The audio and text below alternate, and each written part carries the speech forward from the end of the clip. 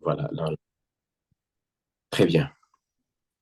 Alors, bonjour, chers apprenants. C'est un plaisir de vous retrouver ce jeudi pour notre cours 1 qui nous permet de revenir sur les bases de la cybersécurité, l'introduction du programme.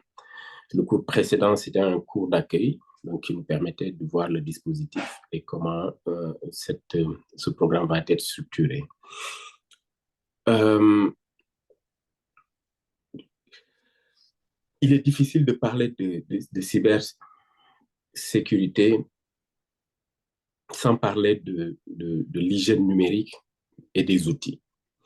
L'hygiène numérique, c'est d'abord l'humain en soi et les outils, c'est la technique. Par contre, il ne faut jamais associer la cybersécurité comme étant l'usage exclusif des outils informatiques. C'est d'abord une connaissance, c'est des connaissances, c'est des savoirs, mais c'est aussi toute une série de logiques et tout un ensemble de politiques de sécurité qu'on doit avoir tous les jours pour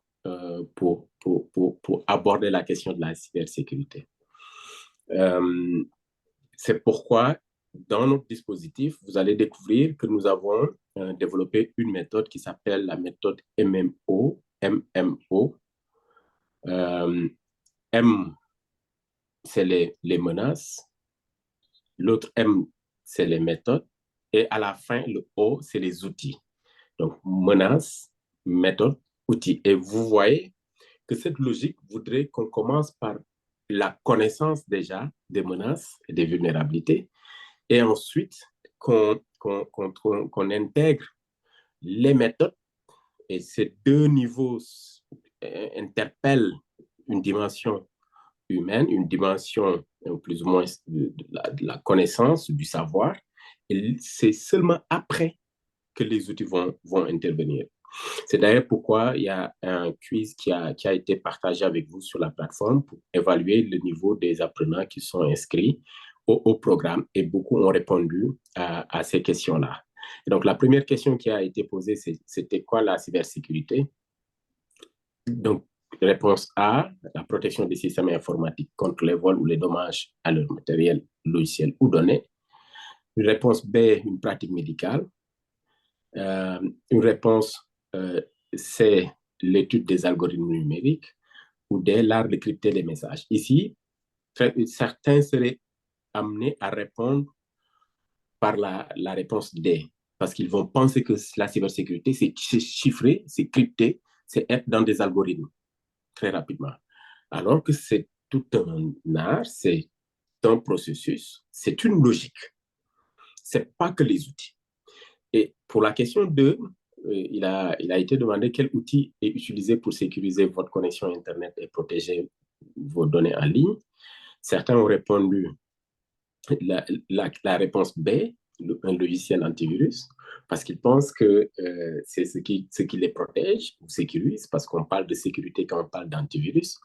Mais il est clair que la réponse, c'est un réseau privé virtuel, parce qu'ici, on parle de sécurité d'une connexion Internet et de protection des données. Mais ce n'est pas qu'un réseau privé virtuel, vous allez le voir par la suite.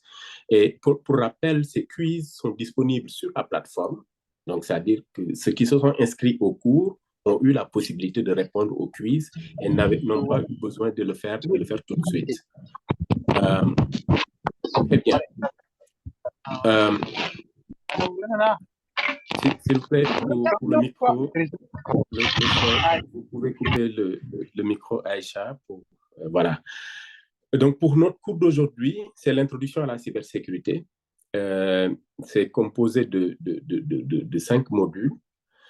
Le premier module, c'est de voir les concepts fondamentaux de la cybersécurité. Donc, commencez par se poser les bonnes questions, parce que je vous ai dit que c'est une approche humaine.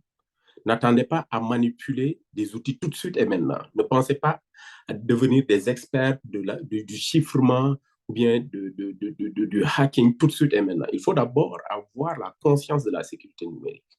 Ensuite, bien définir et savoir définir ce qu'est la cybersécurité, l'importance de la cybersécurité, et puis après, voir l'importance de la cybersécurité pour les acteurs des médias et les acteurs de la société civile, tout court. Et vous allez vous en rendre compte que ce que nous allons apprendre durant ce programme, vous allez comprendre que ça ne devrait même pas se limiter uniquement à vous, parce que ça doit être une chaîne.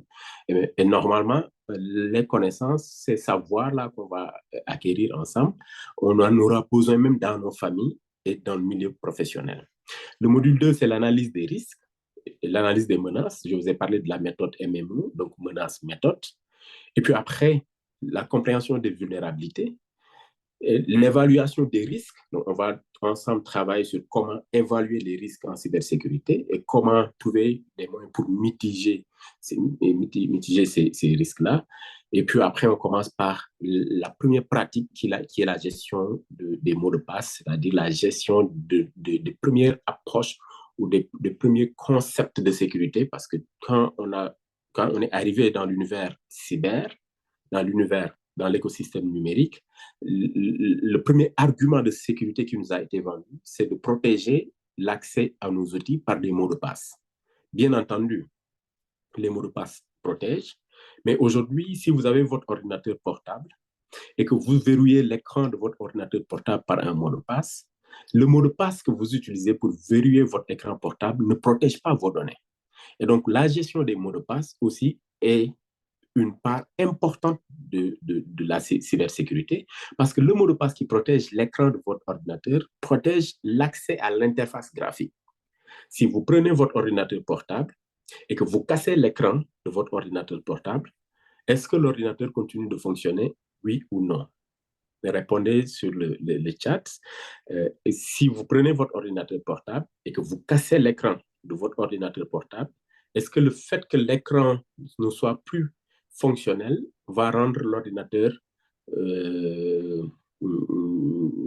va rendre l'ordinateur inefficace, c'est-à-dire va rendre l'ordinateur, va faire mourir l'ordinateur. Oui, le PC va fonctionner, bien entendu.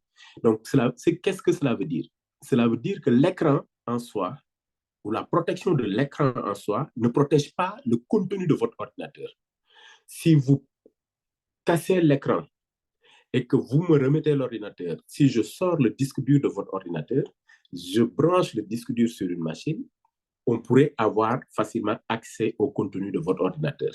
Donc, c'est pourquoi il est important de comprendre l'utilité des mots de passe, mais la dimension sécuritaire des mots de passe pour éviter de penser qu'un simple mot de passe peut servir de protection maximale pour nos données et les outils que nous utilisons. Et nous allons travailler dans ce sens-là et puis apprendre à identifier ensemble des mots de passe forts et passer par nos méthodes à nous pour avoir des mots de passe, mais aussi pour savoir gérer et conserver les mots de passe. Très bien. Le prof partage en même temps que je parle avec vous des liens qui seront gardés et stockés et partagés dans le forum sur la plateforme de cours à distance, donc academy.africtivist.org. Très bien. Maintenant qu'on a vu ensemble le sommaire, c'est-à-dire le contenu de notre cours 1, nous commençons par l'état des lieux. Pourquoi la cybersécurité elle est devenue importante?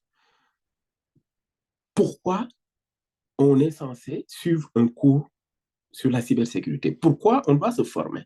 Pourquoi ce qui avait été réservé exclusivement à des experts, à des informaticiens, à des techniciens expérimentés, pourquoi cela doit être aujourd'hui démocratisé et qu'on doit tous avoir des réalités cyber, mais des réalités cybersécurité? Parce que tout simplement, dans nos pays, de plus en plus, les autorités politiques trouvent les moyens juridiques, légaux, politiques ou tout simplement techniques pour censurer ce qui s'exprime sur Internet, pour museler les opinions, mais aussi pour faire de la répression digitale. Vous avez quelques chiffres devant vous.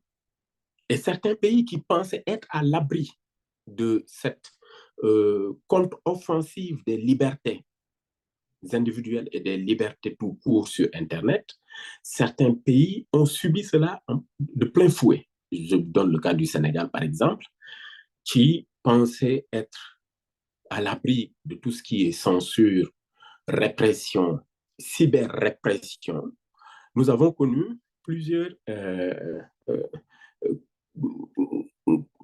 blackout, plusieurs censures d'Internet et plusieurs censures des réseaux sociaux lors des dernières manifestations entre 2022 et 2024. Et vous l'avez tous suivi, que de plus en plus, les citoyens sont appelés à se donner les moyens de pouvoir se sécuriser d'abord, sécuriser leur interface numérique, sécuriser leur environnement de travail numérique, mais aussi sécuriser les données qui proviennent des usages et de leur travail, mais aussi de leur vie numérique.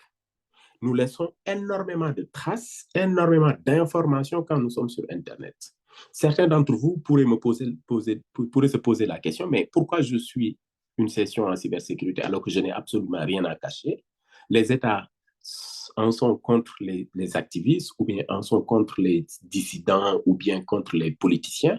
Moi, je n'ai pas d'activité politique ou je n'ai pas d'activité qui menace le gouvernement.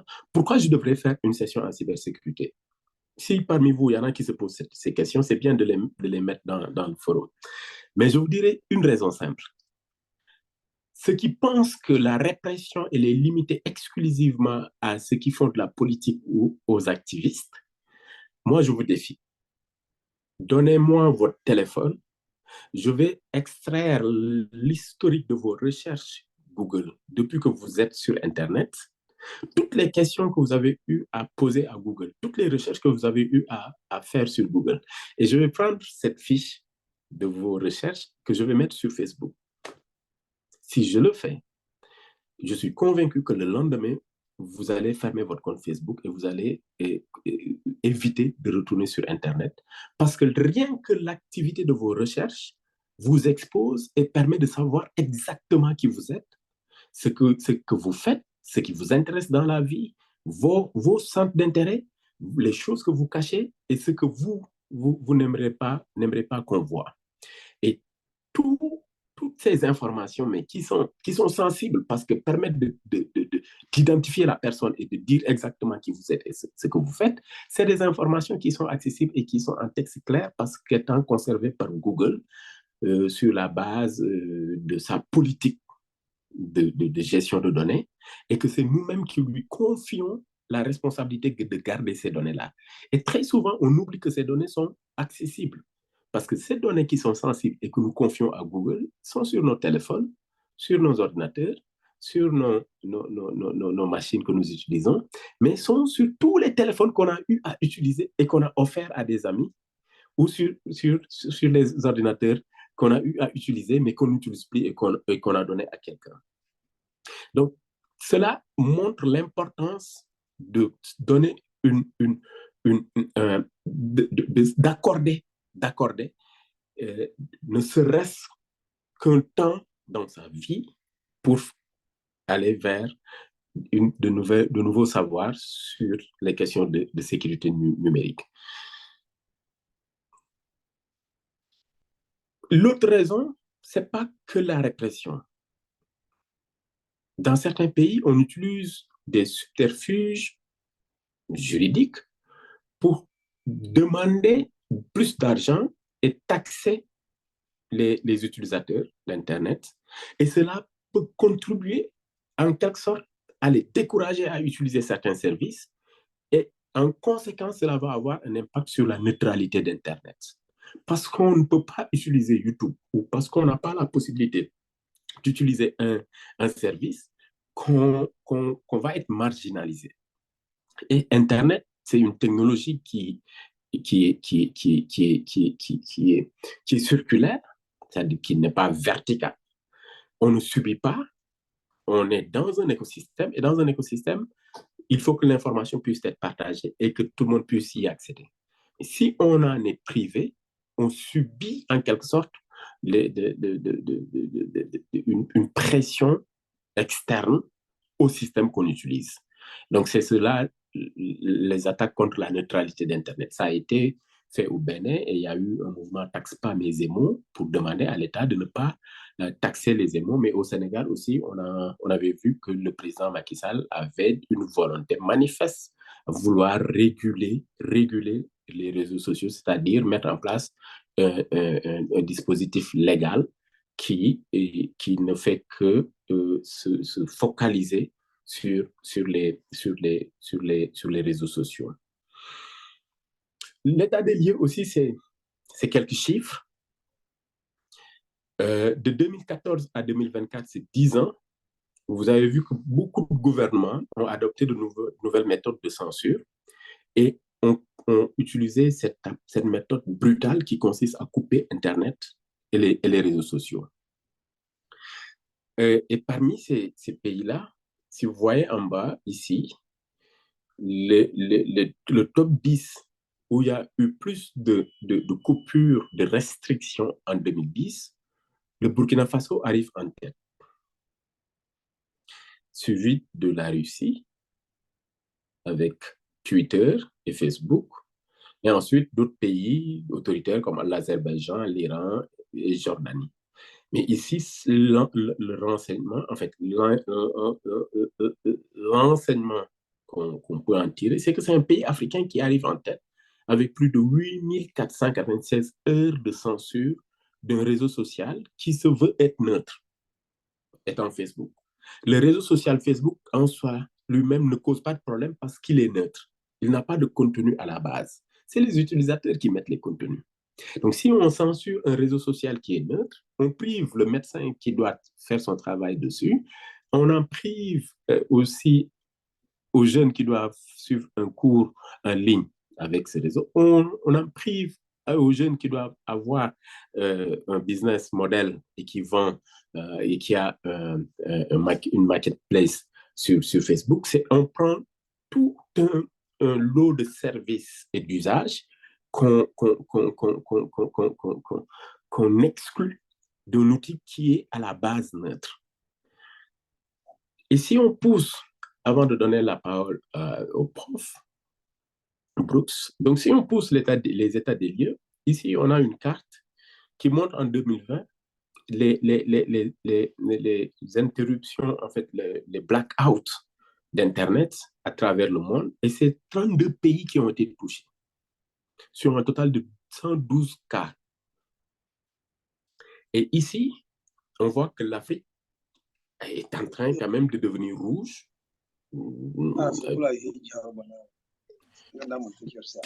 Pardon. Pour le son, vous pouvez couper le son, s'il vous plaît. L'Afrique est en train de passer au rouge, parce que ça, c'est en 2022. Entre-temps, de 2022 à 2024, une dizaine de pays ont rejoint le pays des censeurs.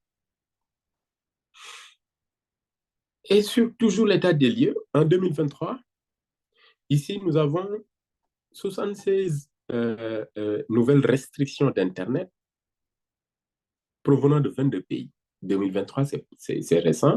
Et vous allez voir que le premier pays africain à figurer sur cette liste, c'est le Sénégal, donc qui arrive en tête. Un pays qui se veut être démocratique, bon, qui se veut avoir des traditions de démocratie, mais qui arrive en tête en 2023 des pays qui restreignent la connexion d'Internet. Donc, c'est suivi d'Éthiopie, de la Guinée et de la Mauritanie, plus le Tchad et le Gabon, Somalie. Donc, une bonne dizaine de pays africains sont sur cette liste-là.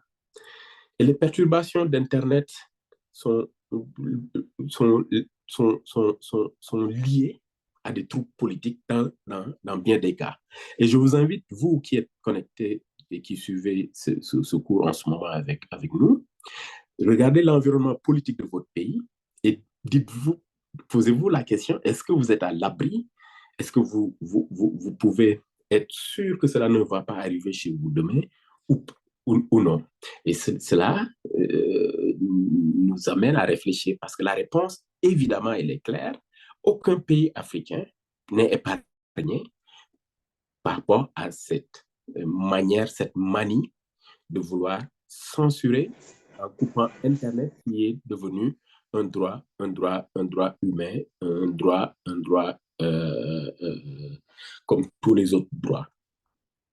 Toujours si on pousse l'état des lieux, en 2004, c'est un total de plus de 16 milliards de comptes qui ont été piratés. Vous savez qu'on a dépassé les 8 milliards d'individus sur Terre. On suppose que chaque personne a en moyenne 5 à 8 comptes. Donc, c'est plus de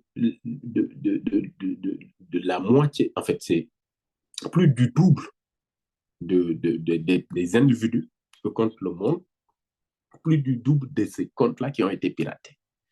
C'est environ 6,2 milliards d'adresses email qui ont été piratées sur les 16 milliards de comptes piratés. Et donc, la question que je vais vous poser, c'est comment vous savez si votre compte email fait partie des comptes qui ont été piratés ou pas? Comment vous pouvez savoir si vos comptes email font partie de ces 6,2 milliards de comptes qui ont été piratés ou pas? Très difficile. Mais si vous êtes avec nous et vous continuez ce programme, vous allez voir que nous avons vous proposé aussi des outils qui vous permettront de faire l'audit de votre compte email pour savoir si le compte a été piraté une fois ou si le mot de passe est déjà subi déjà une vol de données ou usurpation. Donc, vous voyez un peu la difficulté que nous avons à répondre, à adresser des réponses par rapport à la réalité qui est la nôtre, qui est celle des risques cyber et celle des vulnérabilités, et nous allons les découvrir tout à l'heure. Et en 2004, c'est plus de 100 personnes. Pour plus de 100 personnes, 77 adresses email ont été piratées. Nous sommes 40 actuellement sur ce cours. Sur les 40, je peux dire plus de 30 ou 35 des comptes email des personnes qui sont actuellement sur ce cours, ces comptes ont été déjà piratés. Et je suis convaincu que beaucoup d'entre eux ont déjà eu à malheureusement, se sont déjà confrontés à des piratages qui les ont poussés soit à abandonner leur compte email, soit à abandonner leur compte Facebook pour aller en créer d'autres. Et en moyenne, est-ce que je puis s'interrompre pour une seconde? Oui, oui. Ça, c'est aussi pourquoi que c'est tellement important de ne pas réutiliser les mots de passe. Parce oui, on va voir ça, oui. OK. Mais vas-y, termine. Parce que on a le mot de passe et le nom de l'utilisateur qui est assez souvent l'email chez le serveur. Et quand le serveur soit piraté, eux, ils ont l'email, le mot de passe, le nom d'utilisateur à cette machine-là. Et si on le réutilise, eux, ils vont essayer ça dans chaque autre machine. C'est ça. Donc, si on réutilise, on pense que tous les serveurs sont bien gérés, c'est pas une bonne idée de penser ça. C'est ça. C'est-à-dire ce que le prof était en train de dire. Si vous avez un mot de passe qui est fort et qui est long, et vous lui faites confiance, vous l'utilisez pour votre compte Gmail, mais que vous utilisez le même mot de passe parce que vous dites qu'il est fort, vous l'utilisez pour Facebook, vous l'utilisez pour votre session, pour ouvrir votre machine, vous l'utilisez aussi pour un compte de jeux vidéo ou bien un compte de streaming pour aller suivre un match gratuitement ou suivre des films gratuitement. Si vous utilisez le même mot de passe et que sur ce site-là, le site a été piraté et qu'on retrouve votre nom d'utilisateur et votre mot de passe, les pirates vont utiliser le même mot de passe avec ton même nom d'utilisateur sur tes autres plateformes. Et c'est comme ça qu'ils feront pour accéder à tes données. Mais on y reviendra tout à l'heure quand on va traiter la question des mots de passe. Et je finis l'état des lieux et puis après, je passe la parole au prof pour la suite. D'autres statistiques sur la criminalité liée au logiciel malveillant. Je vous ai parlé des raisons politiques. Je vous ai parlé des vulnérabilités par rapport aux usages parce qu'on ne sait pas, donc parce qu'on ignore qu'on a de mauvaises habitudes et que ces mauvaises habitudes nous ont conduit à perdre l'accès à certains de nos services. Je vous ai aussi parlé de la sécurité qui commence logiquement par les mots de passe, mais qu'on a vu aussi comment des mots de passe ont été piratés et la quantité des mots de passe qui ont été piratés. On n'a pas encore parlé de la qualité, mais de la quantité. Par contre, ici, je vous parle d'un aspect financier. Certains vont me dire, oui, bon, un compte email, c'est un compte email, il n'y a rien d'extraordinaire dedans. Donc, si je perds mon compte email, je vais en créer un autre. Un compte Facebook, c'est un simple compte Facebook. Si je perds l'accès à mon compte Facebook, je vais en créer un autre. Le dire comme ça, on peut le comprendre, on peut l'entendre. Mais c'est ignorer tout ce qu'on peut faire derrière. C'est ignorer toutes les informations et toutes les données auxquelles les pirates pourraient avoir accès. Et c'est ignorer aussi tout ce que cela peut leur rapporter comme manne financière. Beaucoup dans nos pays aujourd'hui sont contraints de payer de l'argent parce qu'on leur a usurpé des données, parce qu'on les a en quelque sorte induits en erreur et ils ont été obligés de payer pour leur réputation ou pour leur crédibilité ou bien pour retrouver leurs données. Certains des services, des services, des structures et des agences dans lesquelles nous travaillons tous les jours, c'est des agences qui détiennent des données, c'est des services qui détiennent des données, mais qui sont très souvent piratés. Et quand ils sont piratés, mais les pirates chiffrent, cryptent les données et ensuite demandent à ce qu'on paie de l'argent. C'est le ransomware. Mais on va revenir là-dessus. Mais pour évaluer l'étendue de ce phénomène, entre 2015 et 2022, c'est plus de 45 millions de dollars que les cybercriminels ont pu récolter durant cette période. Et si vous regardez la carte, le tableau qui est à droite, en noir, nous avons des chiffres qui concernent l'Afrique ici pour les comptes violés, donc des comptes email piratés, des mots de passe divulgués, ou bien les données qui ont été corrompues. Et vous allez voir le nombre de comptes en millions qui sont affectés. Et l'Afrique subsaharienne, bien entendu, rafle la mise naturellement parce que des questions d'adaptation à l'environnement numérique, mais aussi de compétences et de connaissances, parce que très souvent, Oui, une question, Daniel. Prof et Aïcha sont connectés pour répondre. Donc, le module 1 se posait des bonnes questions. Après tout ça, après avoir fait l'état des lieux, après avoir vu tout ce que cela pourrait engendrer, on ne se retrouve peut-être toujours pas. On ne se sent pas forcément impliqué. Mais oui, naturellement, on doit se poser des questions. Quelles sont les bonnes questions quand on doit comprendre les fondamentaux de la cybersécurité?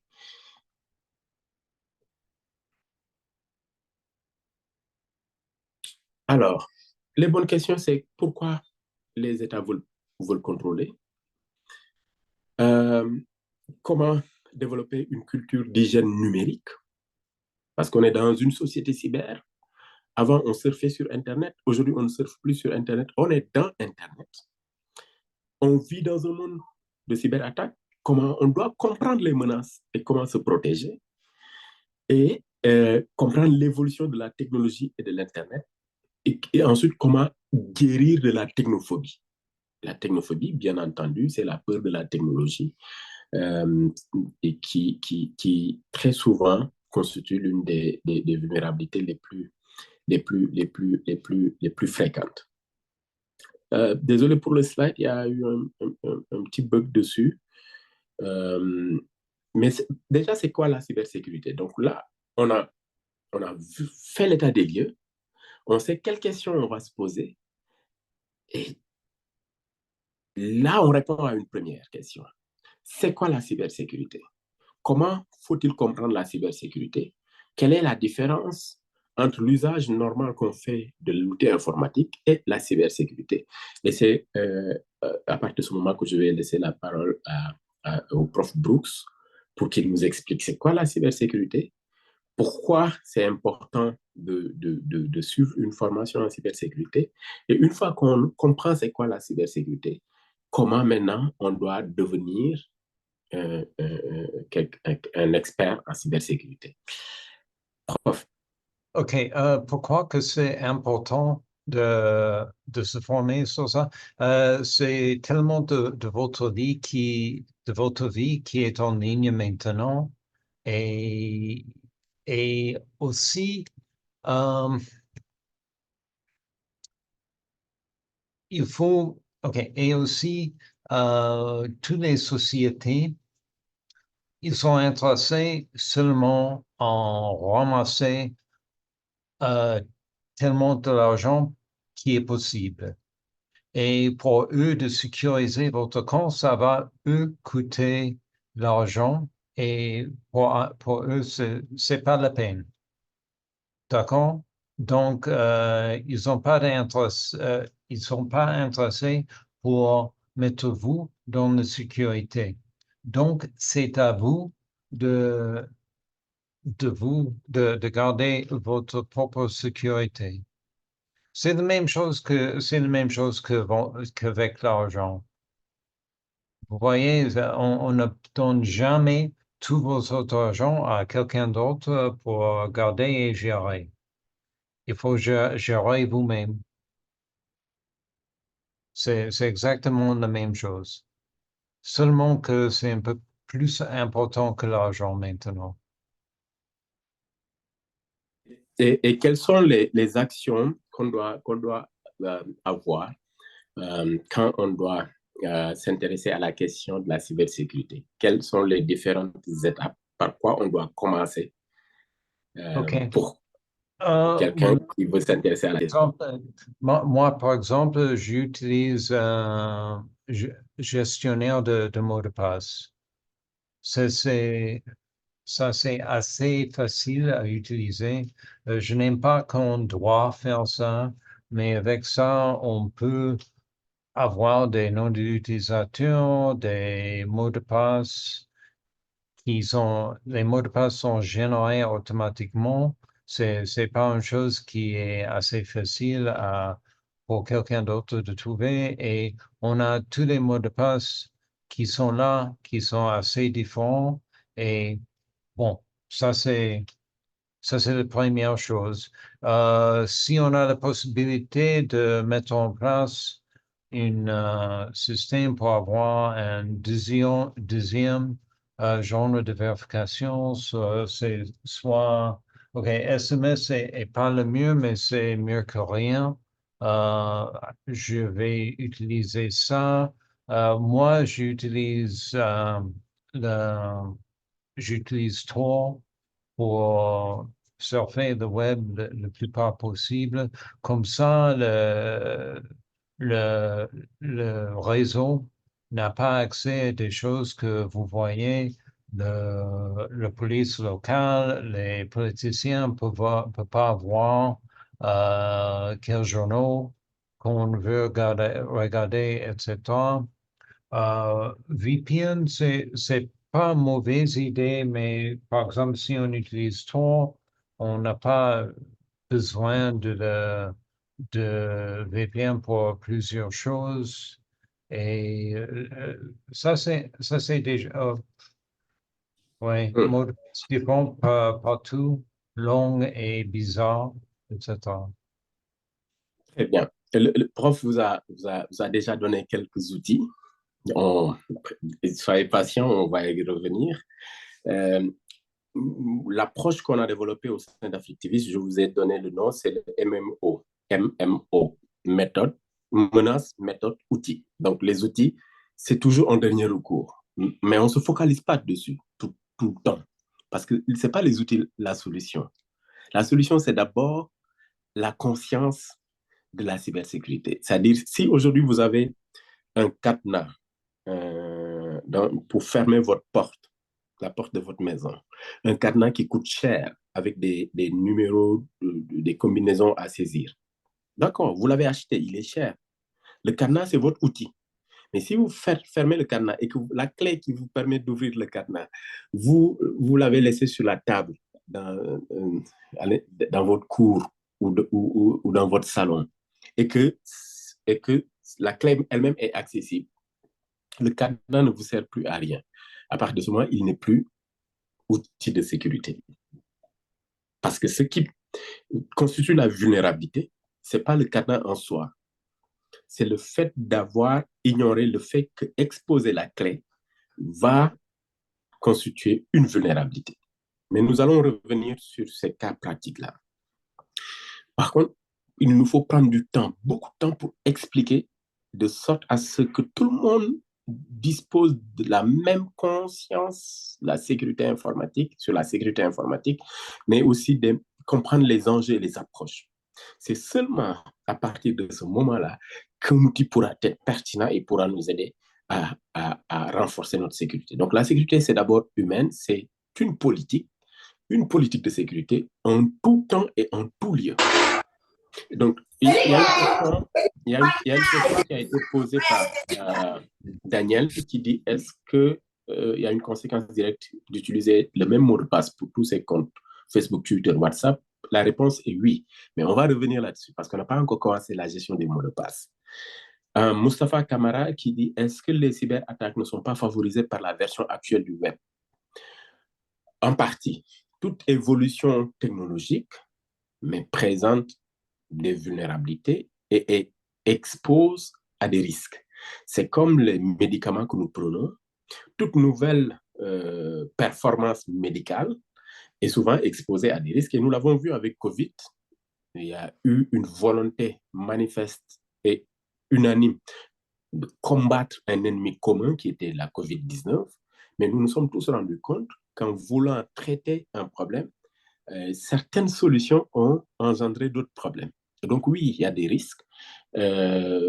L'évolution est sujette à des vulnérabilités parce qu'il faut un temps d'adaptation. Donc la maturité d'un outil, la maturité d'une technologie, c'est suivant et selon les usages. Plus la technologie est utilisée, plus l'outil est utilisé, plus on identifie ces vulnérabilités et plus on apporte des réponses à ces vulnérabilités. C'est pourquoi vous avez des mises à jour pour vos téléphones.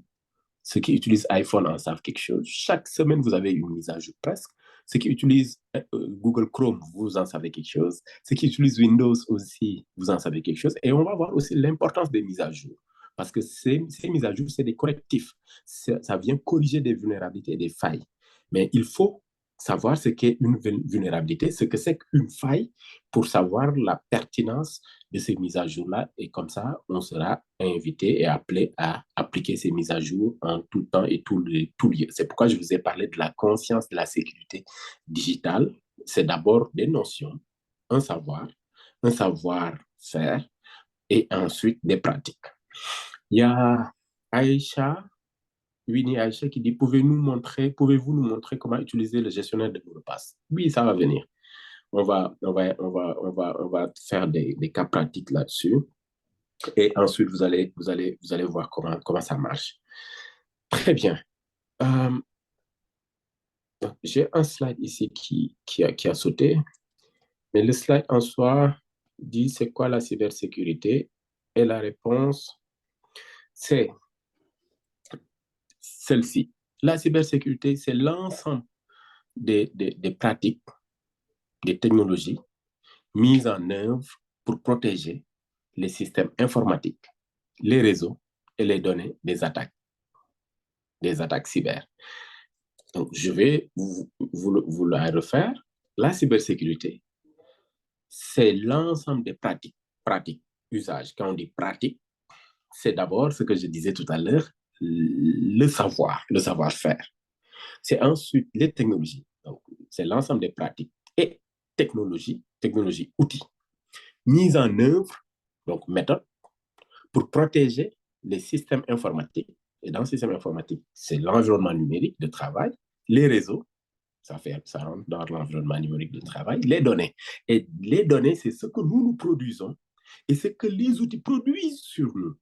Parce que notre téléphone produit des données qu'on ignore. Notre téléphone sait où est-ce qu'on s'est rendu, combien de temps nous avons fait là-bas, quel chemin nous avons pris quand on est rentré, est-ce qu'on a pris une voiture ou est-ce on a été à pied. Donc, toutes ces données sont produites par notre téléphone, mais à notre insu. Parce que souvent, nous n'allons pas au-delà des usages basiques. Donc, les données, c'est aussi ce que nous produisons. C'est nos discussions, c'est nos échanges, c'est nos productions de savoir, de contenu, c'est nos fichiers, c'est nos vidéos, c'est nos audios, nos vocaux, c'est nos messages, c'est tout cela qui constitue des données contre les attaques malveillantes. Donc, c'est ça la cybersécurité. La cybersécurité, je reprends, c'est l'ensemble des pratiques et technologies mises en œuvre pour protéger les systèmes informatiques, les réseaux et les données contre les attaques malveillantes. Et là, on a une définition claire et simple de la cybersécurité. Il n'y a rien de technique dedans, dans cette définition, et il n'y a rien qui devrait faire appel à un expert pour le comprendre. Et si je crée un parallélisme entre la cybersécurité et la sécurité de manière classique, dans la vie, chacun se protège. On a une maison, mais on ne laisse pas la porte ouverte. On a notre sac, mais on la ferme et on la garde, on le ferme et on le garde sur nous. On a notre argent, on sait comment on le protège. Prof, on en parlait tout à l'heure. Et on a nos relations, nos liens sociaux, et on sait comment on les protège. Et donc, la sécurité, dans la vie classique, c'est l'ensemble des pratiques et des méthodes mises en œuvre pour protéger notre environnement, notre société, nos biens, nos ressources contre le vol ou contre tout autre type d'attaque. Voilà, vous voyez que les deux définitions sont similaires. Sauf que la définition de la sécurité dans la vie réelle, c'est celle-là qui doit juste être transposée dans l'espace cyber. Et ensuite, les outils qu'on utilise dans la vie réelle, on va utiliser d'autres outils dans la vie cyber. Et les méthodes qu'on utilise dans la vie réelle, on utilise d'autres méthodes dans la vie cyber. C'est comme ça qu'il faut comprendre la cybersécurité. Si vous avez des questions et que cela n'est pas si clair pour vous, il faut partager la question. Donc, la définition, c'est celle-là. Après la définition, maintenant, l'objectif de la cybersécurité. C'est quoi les objectifs de la cybersécurité? On peut en identifier 3. Le premier, c'est protéger la confidentialité des données, confidentielles parce qu'elles sont privées. 2, plutôt, c'est préserver l'intégrité des données. Intégrité. Les données ne doivent pas être altérées, ne doivent pas être changées, ne doivent pas être susceptibles d'être modifiées. Parce que si on les modifie, ça ne traduit plus la réalité. Et 3, assurer la disponibilité des données. Donc, les 3 objectifs, protection, préservation et assurance. Protéger la confidentialité des données, préserver l'intégrité de ces données, assurer la disponibilité de ces données. Mais les 3 objectifs pourraient concourir à un objectif principal qui est la protection de sa vie, protéger sa vie et son environnement. Parce qu'on a vu que beaucoup subissent des attaques cyber qui finissent par avoir un impact sur leur vie et sur leur sécurité ou sur leur santé. Et certains en ont perdu la vie. Il y a des exemples, prof peut revenir là-dessus. Des étudiants se sont suicidés, des gens ont été tués, des gens ont été attaqués. Et puis, bon, aujourd'hui, on peut même parler d'attaques ou de guerres, ou de cyberguerres, j'allais dire, et de cyberattaques. sur le plan militaire et sur le plan médical. Quelles sont les composantes de la cybersécurité?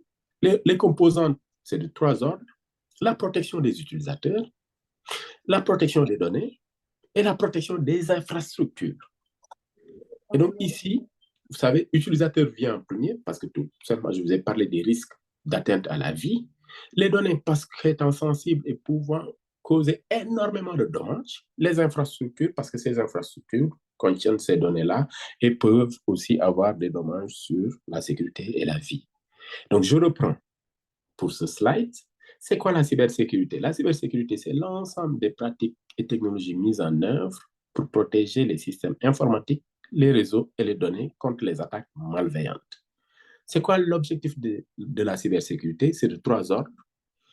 Le premier, c'est de protéger la confidentialité des données, de préserver l'intégrité des données et d'assurer la disponibilité des données.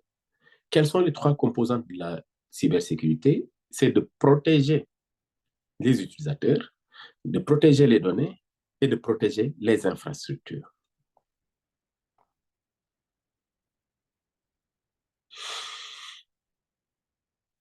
Très bien. Pas de question. Alors, pourquoi elle est importante? Maintenant qu'on vient de la définir et qu'on sait à quoi on est confronté. Elle est capitale dans le monde actuel pour plusieurs raisons. Nous tous sommes retrouvés dans un monde cyber sans pour autant le vouloir ou sans pour autant avoir le choix. Il est très difficile de sortir du monde cyber. Et la transition, elle s'est faite de façon très rapide.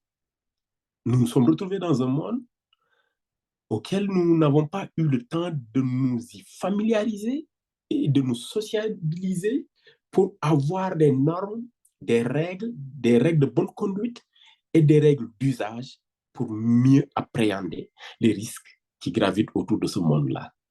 Dans la société classique, nous avons le temps d'éduquer. On a eu le temps de voir grandir. On a eu le temps de nous sociabiliser et d'avoir des relations humaines, des relations sociales. Par contre, dans le monde cyber, le temps qu'on quitte le téléphone filaire, cette révolution, pour arriver à un téléphone à l'intérieur de notre poche, mais avec toutes les autres, j'allais dire, tous les autres services d'information, de communication et de sociabilisation, mais tous les 3 composantes se sont retrouvés sur un seul outil en même temps. C'est pourquoi, avant, on l'appelait les TIC, technologie de l'information et de la communication. On ne pensait pas qu'une dimension sociale allait avoir un niveau assez avancé à travers les TIC au début. Bien avant même, on l'appelait les NTIC, donc nouvelles technologies de l'information et de la communication. Cette technologie de l'information et de la communication est devenue une technologie de la relation et une technologie de la sociabilisation. Et ça crée des liens. Et les liens créent la confiance. La confiance est un équilibre instable et la méfiance un équilibre stable. Et donc, dans la vie, on se fait confiance parce qu'on se connaît. Et sur Internet, il ne faut pas faire confiance parce que tu connais. Donc, voilà la nuance. Donc, les règles changent. Et vous allez vous en rendre compte. Pourquoi il ne faut pas faire confiance sur Internet? Parce qu'on n'a aucune certitude que la personne avec laquelle on discute, qui est derrière un écran, c'est celle que nous connaissons et c'est bien la personne réelle qui est derrière cet écran. Et certains ont déjà subi ces effets pervers de la révolution digitale. Et donc, tout s'est fait en un temps record, en 20 ans. On a quitté le temps où on allait surfer pour arriver à un temps où on est dans Internet.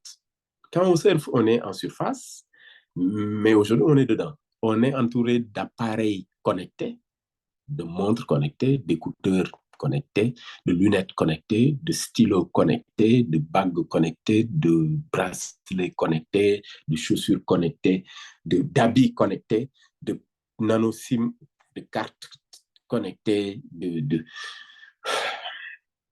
Et, et donc, on baigne dans cet environnement-là.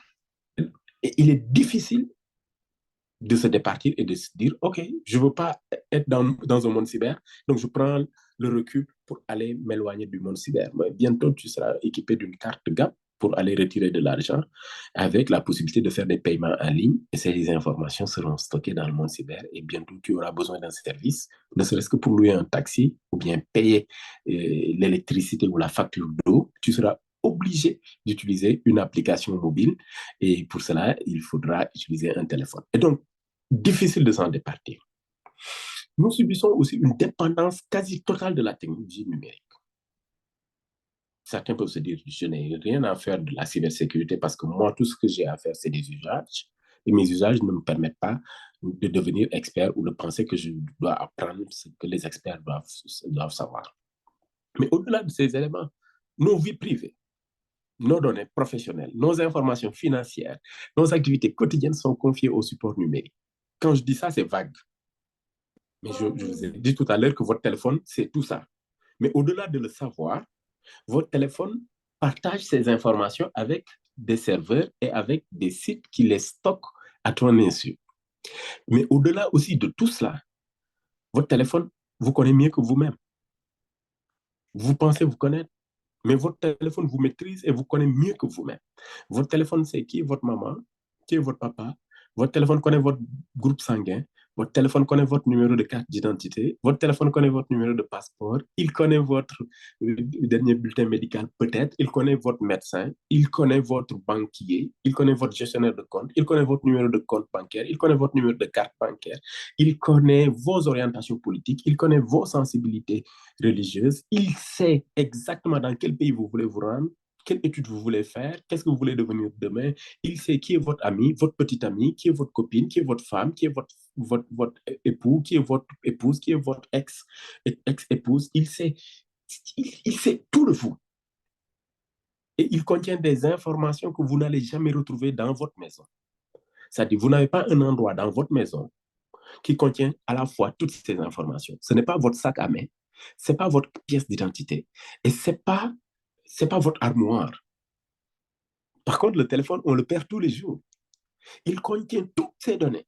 Il nous connaît mieux que nous-mêmes. Mais nous perdons nos téléphones tous les jours. Nous vendons nos téléphones tous les jours. Nous offrons nos téléphones tous les jours. Et le téléphone est tellement intelligent qu'il n'oublie absolument rien. Donc, voyez, expliquer comme ça, le troisième point a beaucoup plus de sens.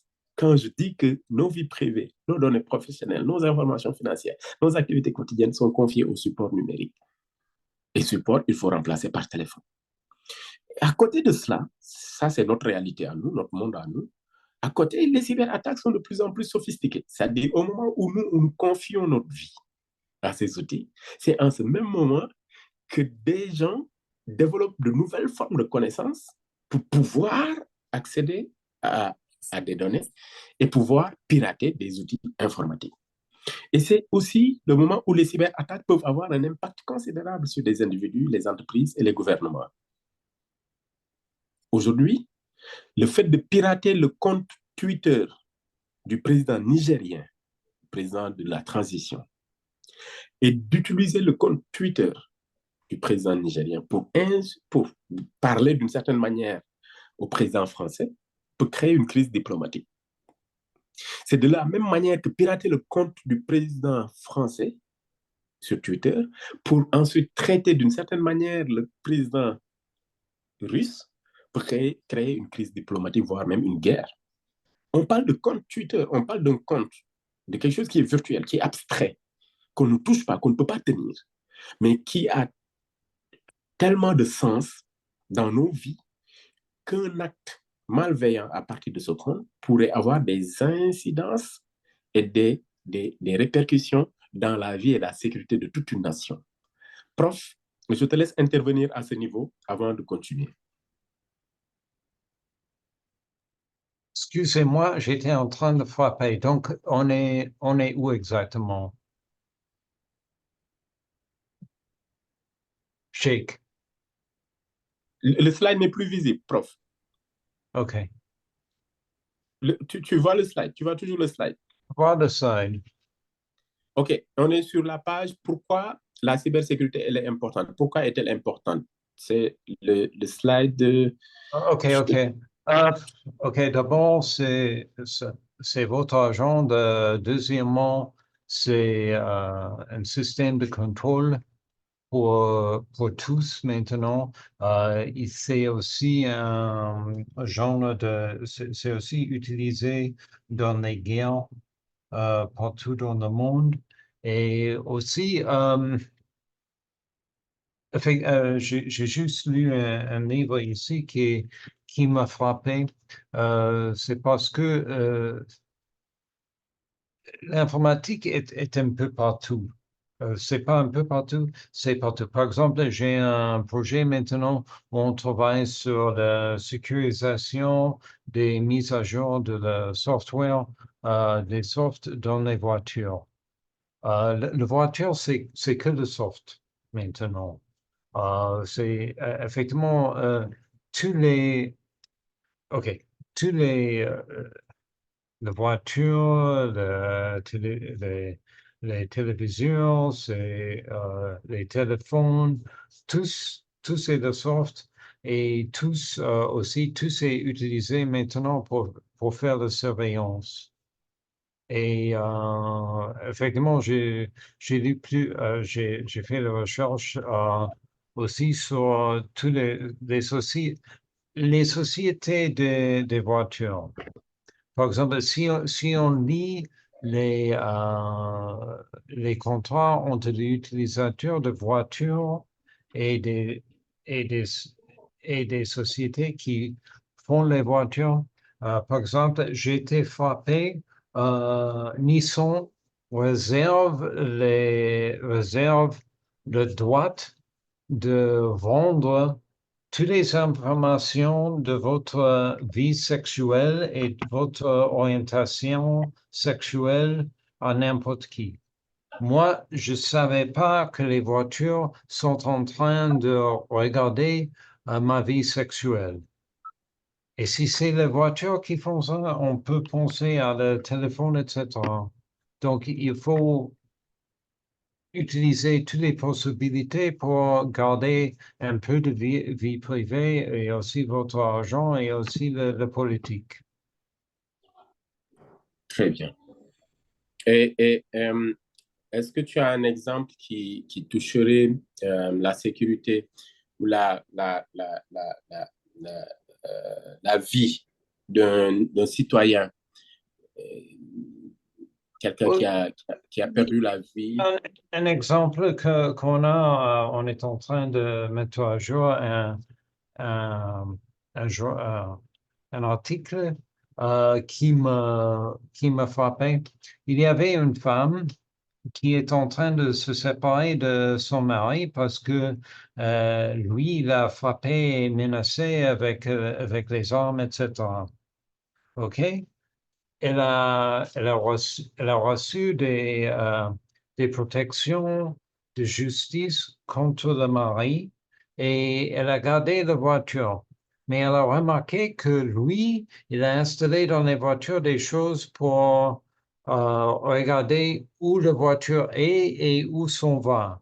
Elle est allée à Mercedes pour arrêter que l'homme, que l'ancien mari peut lui parqué un peu partout et Mercedes a dit que non, ils n'ont pas le droit parce que c'est le mari qui a acheté la voiture.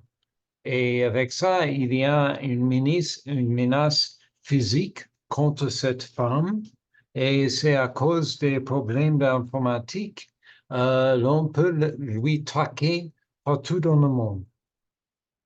C'est un exemple qui, je pense, est assez clair. C'est pourquoi on a besoin de sécurité des données et d'informatique. Et ces deux exemples, à l'entendre comme ça, certains peuvent penser que euh, c'est une réalité qui est loin de la réalité africaine, ou que c'est quelque chose qui se passe là-bas, mais pas chez nous. Je voudrais vraiment attirer votre attention sur le fait que c'est déjà chez nous. Et donc, il faut se préparer en conséquence parce que la technologie, elle n'est plus figée, elle n'est plus circonscrite à travers des périmètres géographiques. Aujourd'hui, la technologie, elle est accessible et universelle, elle est partagée et évolue à un temps record. Euh, donc, la suite. Pourquoi alors la cybersécurité, elle est importante pour les acteurs des médias? Les slides sont un peu désorganisés, mais on va y arriver. Premièrement, c'est pour la protection des sources qui ont des informations sensibles. Et quand je dis acteurs des médias, certains qui ne sont pas journalistes peuvent se dire, mais moi, je ne suis pas journaliste. Et donc, quand vous voyez, si vous voyez en bas qui sont concernés, vous voyez qu'il y a utilisateurs à la fin, au point 4. Et dans utilisateur, tout le monde est dedans. Et donc, une fois qu'on est sur Internet, on est systématiquement un acteur des médias. Acteur des médias, c'est quelqu'un qui est dans un média ou qui travaille ou qui fait le travail d'un média ou qui utilise un média. Donc, acteur passif ou acteur actif. Et nous tous, nous sommes sur des médias sociaux. C'est ce qui fait de nous des acteurs. Donc, le deuxième élément, c'est le maintien de la confiance du public. Qu'on soit simple utilisateur. Une fois que notre compte a été piraté et que le pirate a demandé de l'argent à notre réseau, le jour où on sera vraiment dans le besoin et qu'on va demander de l'argent à un frère ou même à son père via son compte, son père ne va pas forcément réagir parce qu'il va systématiquement penser que son compte s'est fait encore une fois pirater. Donc, la confiance, la crédibilité, c'est le fait d'avoir des usages sains, mais aussi une réputation stable, une réputation digne de confiance. C'est comme dans la vraie vie, hein, si un médecin ou si un médicament qu'on a utilisé nous a causé des effets secondaires qu'on n'attendait pas, mais forcément, cela crée une rupture de confiance et on va hésiter la prochaine fois quand on va devoir utiliser ce médicament. Et donc, c'est cela. C'est pourquoi il faut préserver cette confiance. Troisième élément, c'est la prévention des perturbations et des attaques. Il faut prévenir. La gestion des risques, c'est pas attendre que le danger soit là. C'est essayer de savoir et d'évaluer c'est quoi le danger pour ensuite mettre en place des pratiques, des mesures pour éviter que le danger ne se produise pas, c'est-à-dire qu'il n'y ait pas d'effet et de conséquences.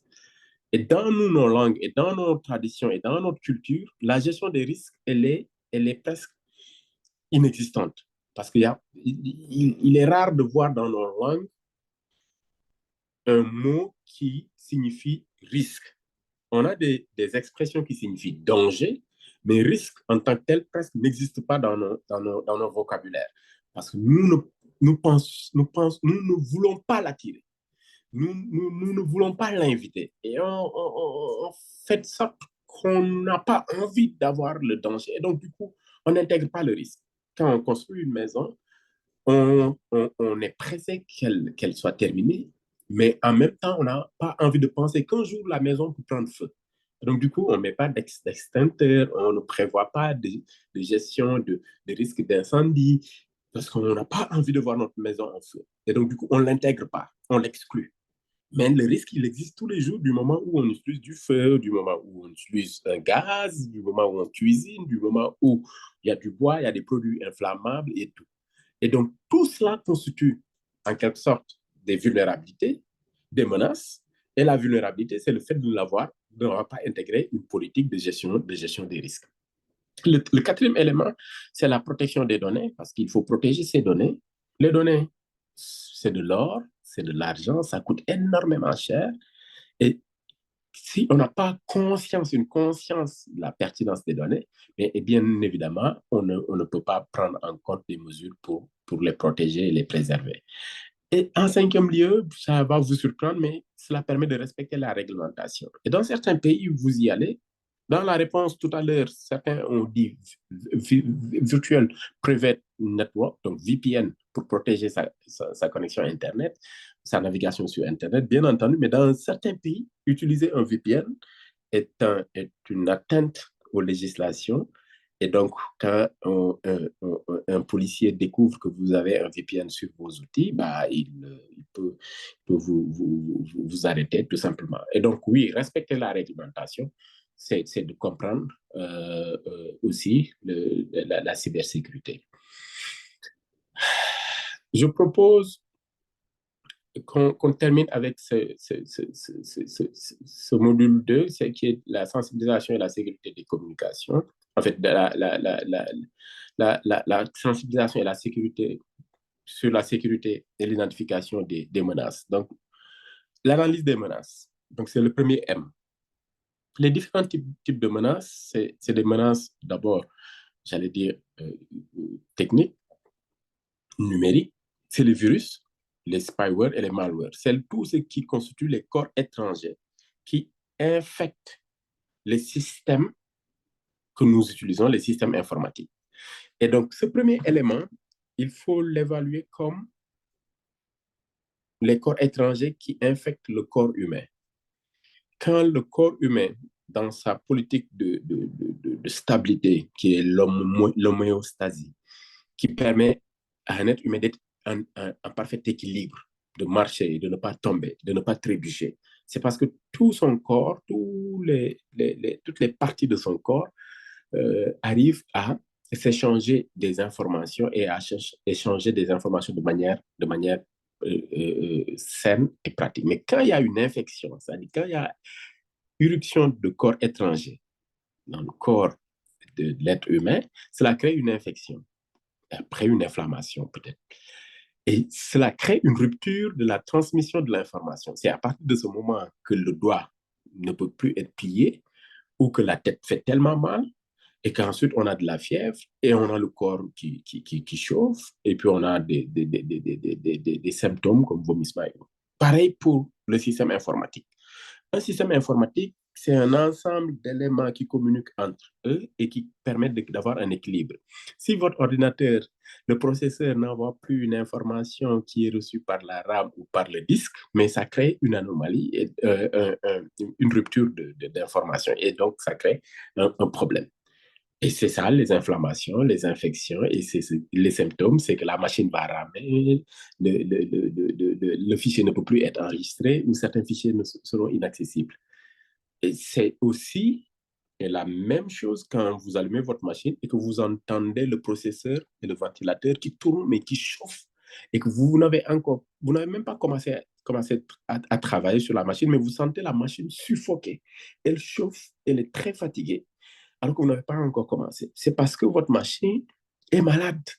Votre machine est infectée par des corps étrangers qui rendent son fonctionnement difficile. C'est comme quand le corps de l'être humain tombe malade et donc ses capacités physiques ne sont plus les mêmes.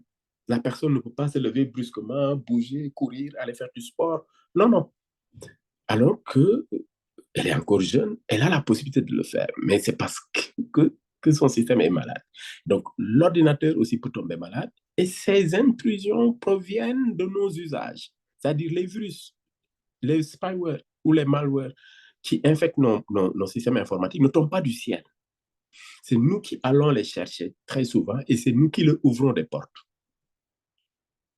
On va voir d'où proviennent ces virus très souvent. Tous en partie proviennent des sites Internet que nous visitons, des supports amovibles que nous utilisons ou des fichiers que nous installons sur nos machines ou des logiciels que nous téléchargeons. Et parmi ces logiciels, il y a les antivirus et certains antivirus sont eux-mêmes des virus et peuvent facilement propager des logiciels malveillants sur votre machine. L'autre menace, c'est la confiscation, la perte ou le vol. Quand je demande lors de nos formations, est-ce que quelqu'un pense perdre son téléphone, bah, personne n'a envie de personne n'a envie de perdre son téléphone. Et pourtant, c'est un risque.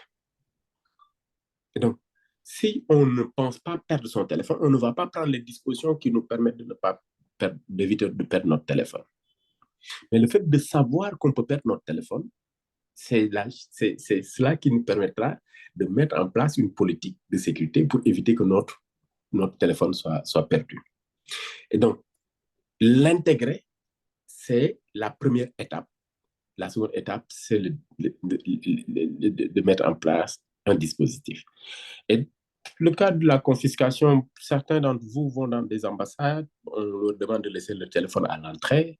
Certains se font contrôler et les policiers souvent confisquent leurs bagages, leurs outils informatiques, mais vous ne savez pas ce qu'ils font derrière.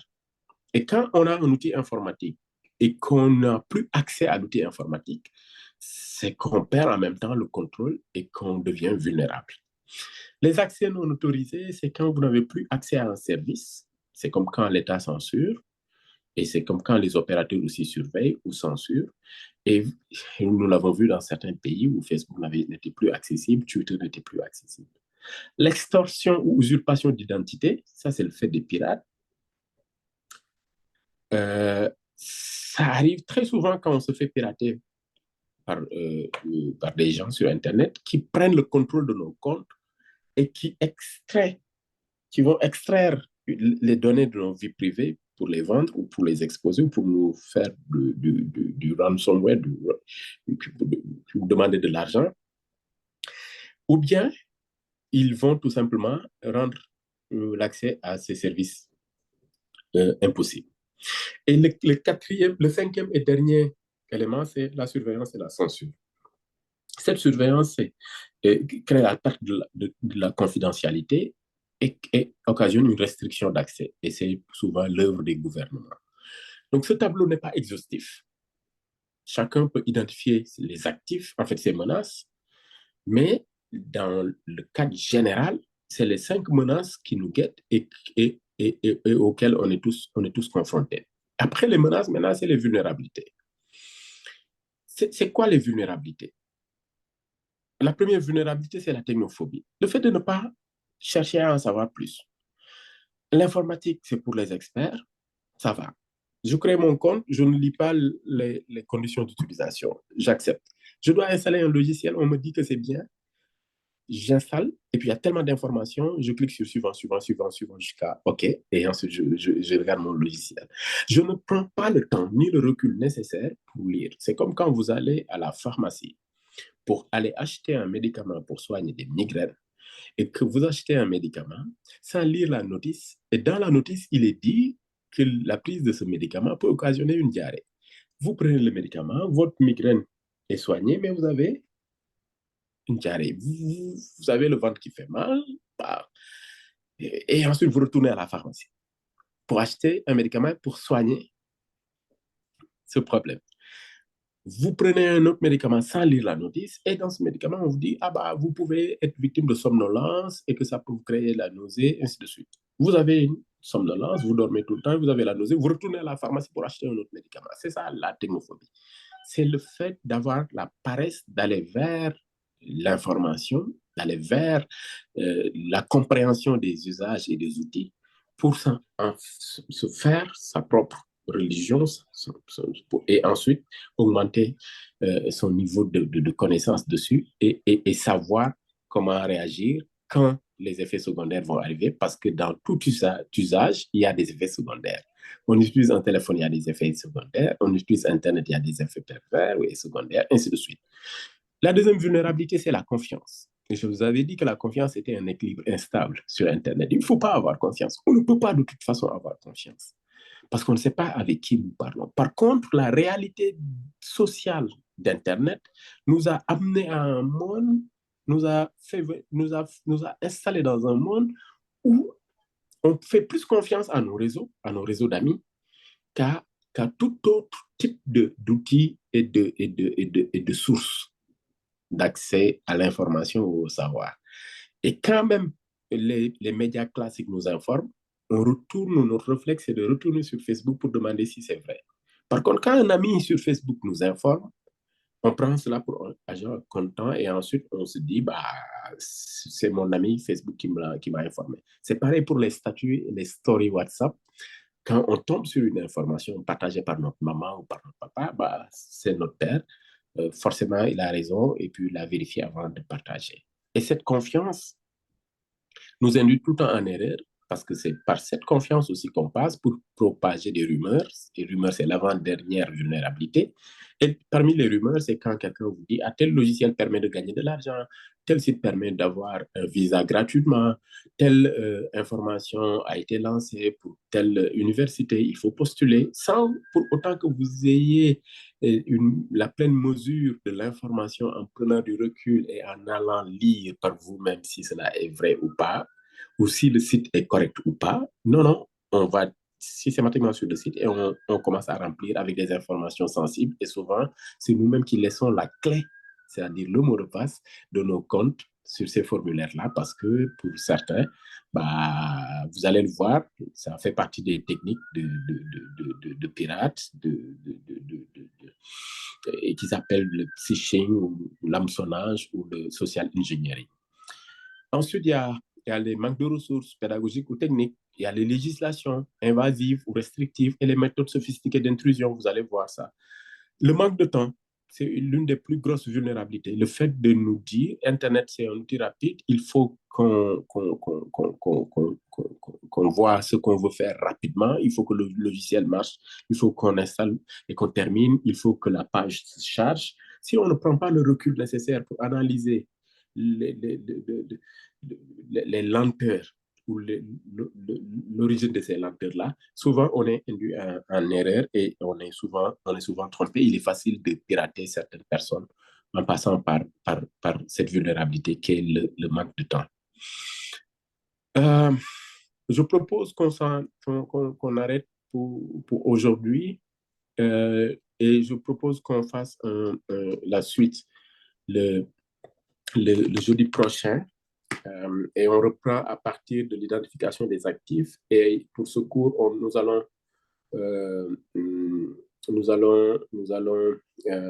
faire des cas pratiques. C'est le jeudi 16, parce que le jeudi prochain, c'est Ascension, c'est férié. Donc, le jeudi 16, nous allons reprogrammer un autre cours pour faire la suite et faire des travaux de groupe et permettre d'identifier les actifs. Et c'est sur la base de nos actifs qu'on va ensemble identifier nos méthodes de gestion des risques. Donc, la gestion des risques, menaces multipliées par vulnérabilité. Et puis après, on va ensemble dresser notre matrice de gestion des risques avec les menaces, les vulnérabilités et les actifs. Ça nous laissera le temps de revoir les slides et de remettre les flèches et les onglets en place pour que tout soit correct. Prof, est-ce que tu veux intervenir avant la fin? Ouais, OK. À propos des les virus, si je peux, j'ai une petite histoire sur le ransomware. Comment ça s'est arrivé? On voit le ransomware un peu partout maintenant. OK? Tu peux expliquer d'abord c'est quoi le ransomware? Ransomware, c'est des softs qui marchent sur l'ordinateur. Ça fait enchiffrer tous. Et ensuite, il faut qu'on paye tellement de Bitcoin pour que ça soit remis en place. Effectivement, comment ça s'est arrivé? C'était les softs sont écrits par le NSA. Donc, c'est les polices secrètes des États-Unis. Il y avait quelqu'un qui a travaillé chez lui sur les choses qui sont classifiées secrètes par le gouvernement de l'USA. C'était illégal qu'il fait ça, mais enfin, ça arrive. Lui, il a eu des antivirus de Kaspersky sur son ordinateur personnel. L'ordinateur a vu qu'il y avait les softs malsains. Il a ramassé ça en Russie. Kaspersky a trouvé qu'il a des logiciels de guerre des États-Unis. Eux, ils ont donné au gouvernement, au gouvernement de Russie, eux, les GRU.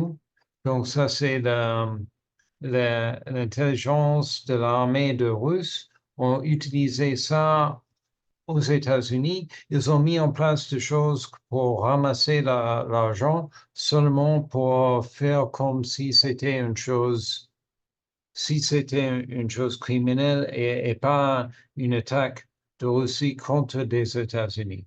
Mais ce qui est arrivé après est que après les Russes ont utilisé ça, tout le monde a eu une copie de ce logiciel. Et donc, maintenant, c'est toutes les sociétés criminelles qui ont des softs qui étaient piratés par les Russes, qui étaient écrits par des États-Unis. Et c'est un peu la façon que le marché des virus marche. C'est après que c'était utilisé, tout le monde a une copie, tout le monde peut l'utiliser n'importe où. Et aussi, c'est un peu de dire que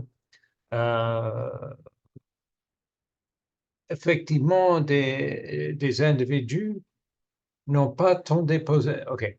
On n'a pas tant de possibilités de se protéger tout à fait de toutes ces choses qui peuvent arriver, mais c'est aussi à cause de ça que c'est tellement important qu'on fait tout ce qu'on puisse faire pour contrer toutes les choses malsaines qui arrivent.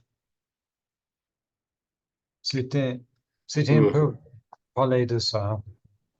Et de plus en plus, cela va avoir un impact réel dans la vie des utilisateurs et la manière que c'est utilisé en Russie ou aux États-Unis ou ailleurs, c'est de cette même manière que c'est en train d'être utilisé en Afrique. Moi, j'ai été appelé par un couple burkinabé qui m'avait réveillé très tôt un matin parce qu'on leur avait volé plus de 35 millions de francs CFA parce qu'ils participaient à une activité de flux de taux pour fluctuer la fortune via les bitcoins.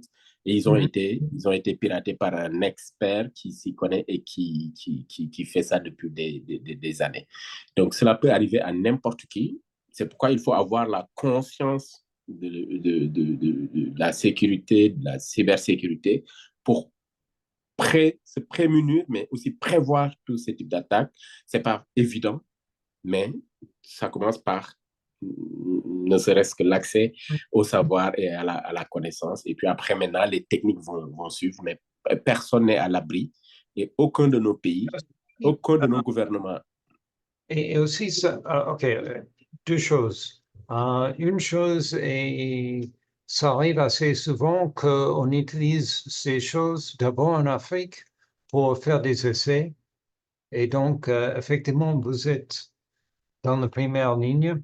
Et l'autre chose à penser, c'était avant, au début, on a attaqué votre ordinateur personnel.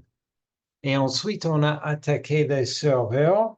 Et maintenant, on est en train d'attaquer des softs qui sont utilisés par les sociétés qui ont des serveurs. Et comme ça, si on arrive à infecter les softs qui sont utilisés un peu partout, on a toutes les machines. Et ça, c'est arrivé aux États-Unis avec plusieurs, bon, le FBI, Department of State, etc. Ils ont acheté ils ont il utilise un logiciel de sécurité et le logiciel de sécurité était impacté par les Chinois. C'est ça. Le siège de l'Union africaine avait été piraté pendant un certain temps parce qu'il y avait une technologie chinoise derrière. Un hôpital a été pris d'assaut et empêché de fonctionner en France il y a pas longtemps. Et ailleurs, c'est des sociétés industrielles. Ça ne fait pas de bruit parce qu'on n'en parle pas, des sociétés pharmaceutiques, des sociétés d'automobiles. Et oui, c'est des milliards qui sont en jeu, mais les petites et moyennes entreprises que nous avons dans nos pays, les millionnaires que nous avons, les milliardaires que nous avons, n'ont pas encore la conscience de la sécurité informatique. On verra chez nous en Afrique quelqu'un qui est hyper riche, qui gère des milliards et qui a beaucoup d'argent, mais qui ne sait même pas comment protéger son téléphone et son réseau Internet chez lui, alors que toutes ces transactions se font sur Internet et il a tous ses business sur Internet. Donc, c'est pas qu'en Afrique. Jeff Bezos a eu son portable personnel piraté. Donc, c'est partout. Si l'homme le plus riche du monde a ses soucis,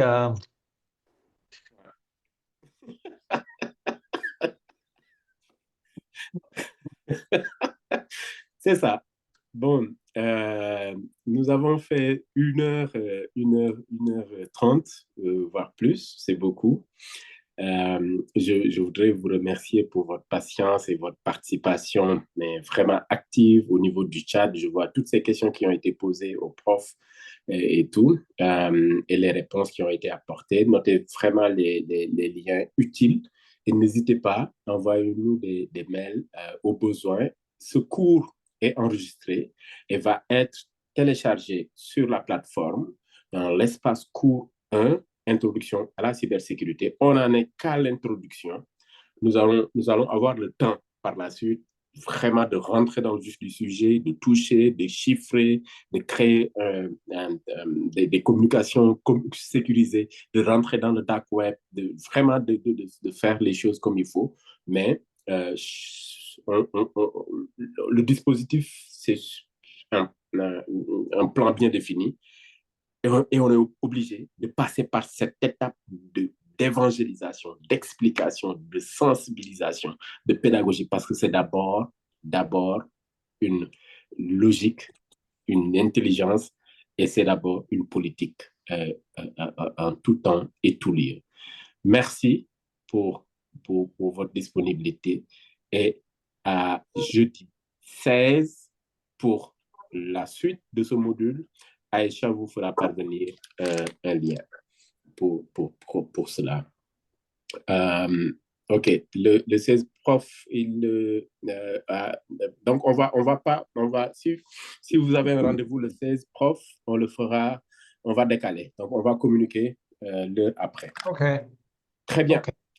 Au revoir les amis, au revoir la communauté et au plaisir de vous revoir à la prochaine. jeudi 16.